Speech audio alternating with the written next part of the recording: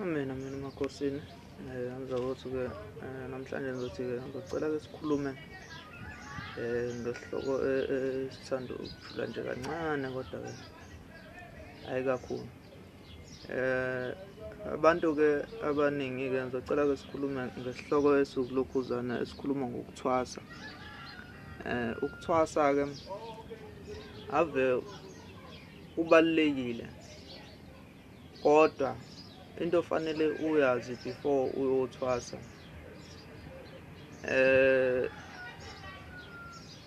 kufanele wazi ukuthi umsamo wakho akube yinto eclean, akube ukuthi uhlambulukile zonke idala zakini, and futhi kufanele wazi ukuthi ukuyothwasa uma ngabe ubangwa izidalwa lokho osho kuyokha ngokuthi noma usuyothwasa isikhathi esiningi uyobizwa ngelokhuzana ngesibongo sakomalume bakho. Izinto-ke nje ezenzakalayo lezo futhi-ke kuba kuhle uma kunjalo kwabaningi. Bese-ke ngizobeka nale ndaba yokuthi ukuthwasa akusiyona into kanoma ubani. Ukuthwasa usuke ufana nomuntu osuke enjengomakoti eyogana emzini wendoda, kodwa lokho akusho ukuthi phela ibe suba umuntu ofika uhlukumezeke emzini womuntu. Nanokuthi-ke abantu bamanje sebaba namalungelo kakhulu, abasakwazi ukuhlukanisa phakathi kokunyakazisa idlozi lakhe nokuthi umuntu asondele, noma indlela okuyiyona yona eyenza umuntu asondele ey'thunyweni ey'daleni. Angisho ukuthi umuntu abe lapho akuba abantu abesuke bese benihlukumeza, kodwa-ke engikushoyo ukuthi the time unikiwe isikhathi sokuthi uma usuyothwasa awukube yithwasa phela elikhuthele nelisebenza ukuze nedlozi lakho lizokwazi ukukhuthala, ungabe umuntu ovela phawu kakhulu. Baningi abantu abaningi bafuthi baphuma baba imkhuphe, abasasebenzi kanti kudalwa izenzo zabo futhi basuke betsheliwe mhla bengena. Umuntu uyatshela yalwe, kuba neyala ingena atshelwa zona ngenxa yokuthi umuntu-ke omunye-ke usuke kwesinye isikhathi ngeke ngithi-ke mina-ke umuntu osuke ey'sukele yena kubo osuke engakhonjwanga yidlozi ufike enza umathanda wakhe-ke emzini womuntu. Kodwa-ke osuke kuwuyena ozaziyo ukuthi cha, idlozi lakhe lisuke limkhiphile lamkhombisa lowo muntu ukuthi cha, akahambe ayothwasa kuyena, noma ohambe kuyokwenzeka noma ngabe kuthiwa umboniswe ephusheni, noma kuthiwa mhlasimbe idlozi uzwile likuhluphile umboniswe ngandlela thizeni osuke uboniswe ngayo. Ngoba nale ndaba yokuboniswa abantu iyahlukana nayo kubantu ngokuhlukahlukana, kuyadependa ukuthi iy'thunywa zakho zifike kanjani, idlozi lakho lifike kanjani kuwena. Bese kuba na-ke nalana-ke ekuthenini-ke uma ngabe uyothwasa ave kukuhle ukuthi ukuzihloniphe. Leyo nto ave kuyinto ebaluleke kakhulu ukuthi akuyihloniphe nawe ukuze uzohlonipheka, futhi uzihluphe ngento okuyiyona yona osuke uyizele edlozini,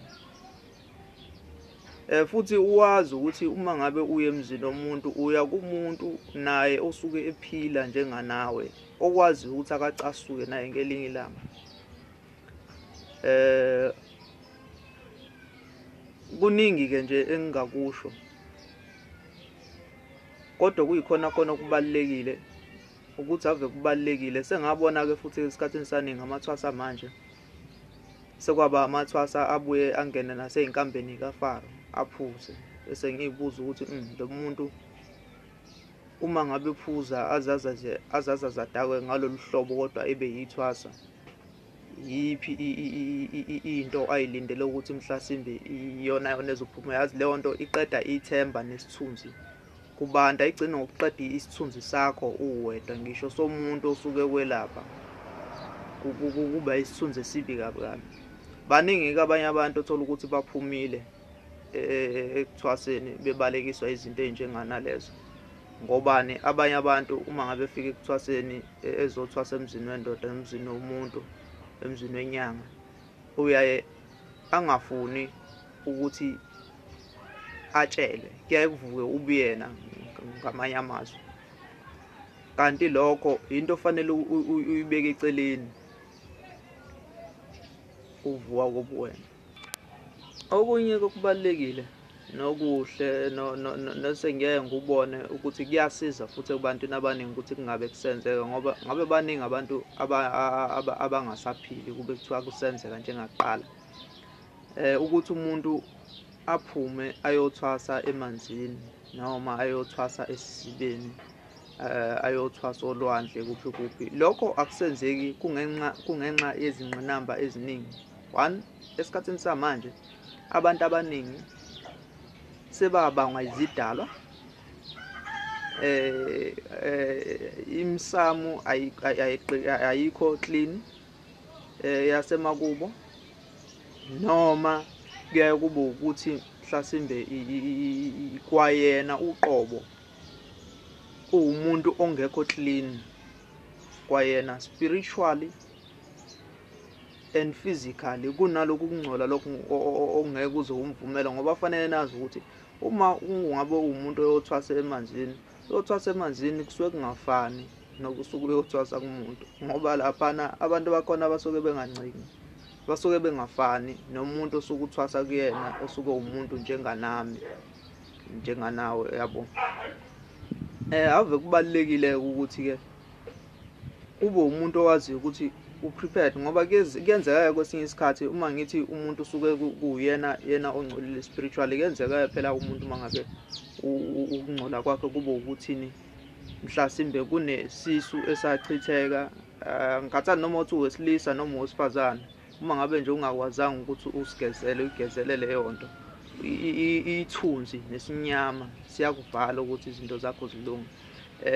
Lezo zinto ezinjenganalezo azisavamisile ukwenzeka, kodwa ke ziyenzeka kwabasuke benemsamo right, nabasuke benedlozi elisuke licacile, yonke into yabo nje iyinhle, isesimeni sokuthi ulungelekile uthi angangani. Ngiyabona abantu abaningi uyayuzwe, kodwa ke futhi nawe futhi angibasoli ukuthi bafise sengazuthi bengathwasa bethwasele elokhuzaneni emanzini noma ezibeni, bayitshela ukuthi kuyinto elula, kanti cha, kuyinto enzima kabi, enzima nje kakhulu. And futhi enye into engiyaye ngiyibuke isikhathini esiningi sekugcwele nabantu abaningi abangenalo ulwazi